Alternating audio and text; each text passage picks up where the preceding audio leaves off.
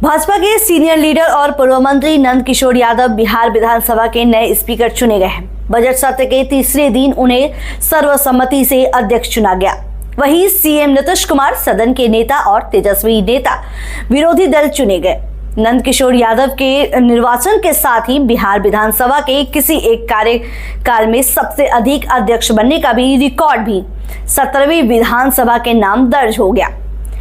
इससे पहले 9वीं विधानसभा 1985 से 1990 में शिवचंद्र झा और मोहम्मद हिदायतुल्लाह खान अध्यक्ष बने थे। स्पीकर के चुनाव के बाद उन्हें आसन तक ले जाने के लिए सीएम नीतीश और नेता प्रतिपक्ष तेजस्वी यादव आगे आए। इस दौरान तेजस्वी ने सदन में नंद किशोर यादव के पैर छुए।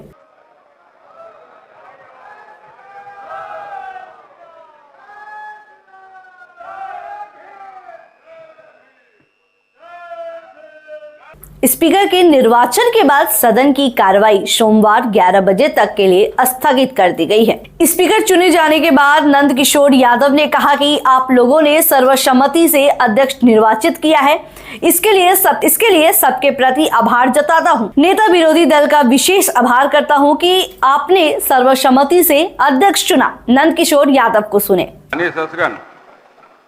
मैं आप सभी को मैं हृदय से धन्यवाद देता हूं। आप सभी ने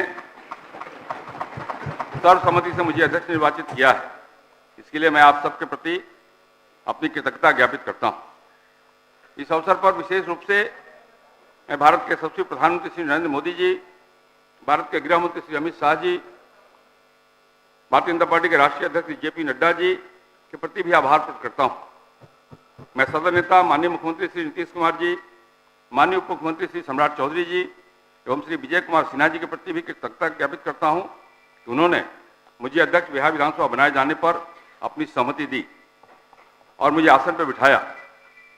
मैं माननीय नेता विरोधी दल के प्रति भी आभार प्रकट करता हूं। उन्होंने भी अध्यक्ष बिहार विधानसभा चुने जाने में मेरा समर्थन किया और सर्वसम्मत चुनाव हेतु उन्होंने अपना संकल्प व्यक्त किया, मुझे इस आसन पर बिठाया। वैसे मुझे आपके माताजी और पिताजी के साथ भी काम करने के सदन में मौका मिला है, इसलिए विशेष आभार आपका। मैं सभी दलों के माननीय नेतागण एवं माननीय सदस्यों के प्रति भी आभार व्यक्त करता हूं, जिन्होंने सर्वसम्मति से मुझे अध्यक्ष चुना है। माननीय सदस्यगण, लोकतंत्र सामूहिक न्याय निर्णय की एक पद्धति है। विधानसभा यानी विधायी निकाय उस पद्धति के नियामक है। संसदीय प्रणाली में अध्यक्ष विधानसभा इस संस्था के स्वामी नहीं होते, बल्कि वे सदस्यों के संरक्षक होते हैं। विधानसभा का पूरा कार्य प्रक्रिया तथा कार्य संचालन नियमावली के तहत संपन्न की जाती है। भारत के संविधान के अनुच्छेद 208 के तहत 21 दिसंबर 1965 को इसी विधानसभा के द्वारा यह नियमावली अडॉप्ट की गई थी और 1 जनवरी 1966 से यह लागू है। कालक्रम में इस नियमावली में कई संशोधन हुए और आज संविधान के दायरे में इसी नियमावली के आधार पर अध्यक्ष इस आसन पर बैठकर सभा का संचालन करते हैं। सच पूछिए तो यह नियमावली हम सबके लिए गीता के समान है। आप जानते ही हैं कि मुझे या इस आसन पर बैठने वाले किसी भी सदस्य को इस नियमावली के अनुकूल ही अपने को सीमित रखना अनिवार्य होता है। हम सब लोग किसी न किसी दल से जुड़े हैं। मैं भी एक राजनीतिक दल से जुड़ा हूँ। मैं 1995 से इस सदन का सदस्य हूँ। 7वीं वार्षिक सभा का सदस्य बना हूँ। हर राजनीतिक दल की अपनी विचारधारा होती है और जनता के हितों को साधने का एक उपक्रम होता है, परंतु अध्यक्ष के आसन में बैठा व्यक्ति दल से या दलीय राजनीति से ऊपर उठकर पूरी निष्पक्षता और निष्ठा से सदन के संचालन के कार्यों का निष्पादन करता है। मैं आप सबको विश्वास दिलाता हूं कि मैं इसी नियमावली के तहत कार्य करूंगा और संसदीय परंपराओं का निर्वहन भी करूंगा। साथ ही माननीय सदस्यों के विशेषाधिकारों और उनकी मान मर्यादा का भी ध्यान रखूंगा। आप सब लोगों ने 12 फरवरी 2024 को जिस धैर्य और संयम से बिहार विधानसभा की कार्रवाई को संपन्न किया, ये एक मिसाल है। सदन में विषय भी आते हैं, उत्तेजना भी होती है, पक्ष और विपक्ष के दावे और प्रति दावे होते हैं, परंतु उनका हल भी विमर्श से ही निपटाया जाता है। आसन का तो ये काम ही है कि वह व्यक्ति के सारे दरवाजे खोले। मैं जानता हूं कि यहाँ जितने भी माननीय सदस्य बैठे हैं सभी लाखों लोगों का प्रतिनिधित्व करते हैं। उनकी आवाज ही सदन में उठाते हैं। राजनीतिक दल की विचारधारा के साथ माननीय सदस्यों को क्षेत्र के भी कई हित जुड़े रहते हैं जिनकी वो नुमाइंदगी करते हैं। ऐसे सभी मसलों का इस सदन में उठाने का, उन पर विमर्श करने का, सरकार से उनका हल जानने का अधिकार आप सभी माननीय सदस्यों को है। लेकिन सभी मसलों को सदन के समक्ष कैसे लाया जाए, इसके लिए जो विधान है वो हमारी नियमावली में अंकित है। इसमें अंकित नियम के माध्यम से आप अपनी बात सदन के समक्ष रखेंगे तो सरकार विवश होगी आपके उन सवालों का उत्तर देने के लिए। इसलिए मैं आप सबों से आग्रह करूंगा कि सदन में आप हमेशा नियमावली के तहत ही अपनी बात को उठाएं। एक बात मैं जरूर कहूंगा, सड़क का संघर्ष और सदन का विमर्श दोनों अलग अलग चीज है।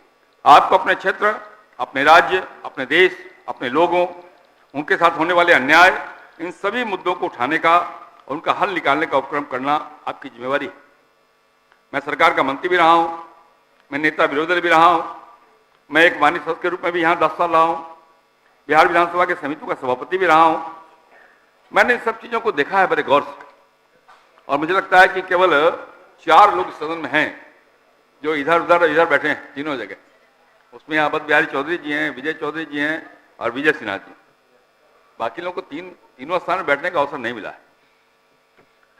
लेकिन मेरा जो अनुभव है, विशेष करके जो हमारे नए माननीय सदस्य हैं, पहली बार दूसरी बार जीत के आए, उनके लिए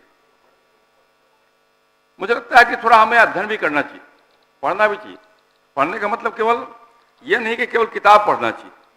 अध्ययन का मेरा अर्थ ये है कि सबको उन समस्याओं एवं उनके निवारण के लिए सरकार की नीतियों का भी अध्ययन करना चाहिए। उन नीतियों के अनुपालन में जो अवरोध है, उस अवरोध को कैसे नियम और कानून से दूर किया जाए, इसके लिए कैसे नए कानून बनाए जाएं, कैसे नए नियम बनाए जाएं, इसका भी अध्ययन करना चाहिए, ताकि हम जनता के हितों को अधिक से अधिक साध सकते हैं।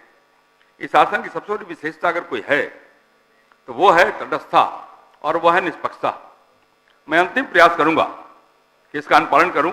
मैं आपको विश्वास दिलाता हूं, पक्ष हो या विपक्ष, किसी को शिकायत का मौका नहीं दूंगा। यह मेरे लिए तो गर्व का क्षण है, परंतु साथ ही यह न्यायपूर्ण सेवा की चुनौती भी है। इस शासन का पदनाम बड़ा विचित्र है। इस शासन का पदनाम स्पीकर है, लेकिन उसको कम बोलना है, नहीं बोलना है, बोलना आपको है, ये स्पीकर में। फिर भी मैं प्रयास करूंगा कि मैं आपकी आवाज बनूं। यह सदन इस बात का गवाह है कि विमर्श के दौरान कभी कभी तनावपूर्ण स्थिति भी पैदा हुई है। मैंने देखा है 28-29 साल में, 28 साल में, तो कभी शेरो शायरी और हंसी मजाक का भी दौर चला है। सौहार्दपूर्ण वातावरण में सदन की कार्रवाई चले, ये केवल अध्यक्ष नहीं, हम सबकी जिम्मेवारी है। और आज जिस माहौल में आप बैठे हैं, जिस माहौल में आप चर्चा कर रहे हैं, तो मुझे 2 पंक्ति याद आ रही है। उस पंक्ति को कहा कि मैं अपनी बात समाप्त करूंगा। कल न हम होंगे न गिला होंगे, कल न हम होंगे न गिला होगा, सिर्फ सिमटी हुई यादों का सिलसिला होगा। कल न हम होंगे न गिला होगा, सिर्फ सिमटी हुई यादों का सिलसिला होगा। जो लम्हे हैं चलो हंसकर बिता लें, जाने कल जिंदगी का क्या फैसला होगा। फिर से एक बार आप सबका पुनः हार्दिक आभार। भारत माता की जय। वही नए स्पीकर चुने जाने पर सीएम नीतीश कुमार ने कहा कि आपका अभिवादन करता हूं, पहले अध्यक्ष को भी बधाई देता हूं, मुख्यमंत्री को भी सुने। आप अध्यक्ष बने हैं, मैं आपको बधाई देता हूं, आप सबको बधाई। आप पहले भी जो अध्यक्ष थे उनका भी मैं नमन करता हूं। आप सबको बधाई। सब लोग रहे हैं, जो भी रहे हैं, सब काम करते हैं। आप भी पुराने लोग हैं, इतना पहले से मंत्री रहे हैं और सब काम किए हैं। अब फिर आपको मौका मिला है यहाँ पर आने का, तो बहुत खुशी की बात है और सबको प्रसन्नता है। दोनों पक्ष के लोगों ने आपको यहाँ करके प्रस्तावित किया है, इसलिए आप सबके सहमति से हैं और आप खूब बढ़िया से काम कीजिएगा। और आप यही अनुरोध करेंगे कि सबकी बात सुनिएगा, पक्ष इधर के सत्ता पक्ष और विपक्ष सबकी बात को ध्यान से सुनिएगा और सब लोगों की बात पर ध्यान देते हुए काम करिएगा। यही मेरा अनुरोध है। और हम तो जानते ही हैं कि आप इतने सबसे अनुभवी व्यक्ति हैं कि खूब अच्छा काम करिएगा। आज आपको जो अवसर मिला है तो हमको बड़ी खुशी है, ये अवसर बहुत सत्य है। समूचे विपक्ष ने भी आपको समर्थन किया है, मैं विपक्ष का भी समर्थन करता हूं। बहुत बहुत धन्यवाद। तेजस्वी ने कहा कि मैं अपने दल राष्ट्रीय अध्यक्ष की तरफ से भी शुभकामनाएं देता हूं। पूरा भरोसा और उम्मीद है कि निष्पक्ष तरीके से सदन चलाएंगे। खैर आगे बिहार की राजनीति क्या मोड़ लाती है वो देखने वाली चीज होगी। ऐसे ही तमाम खबरों के लिए देखते रहे निष्कर्ष भारत। खबर हमारी, निष्कर्ष आपका। धन्यवाद।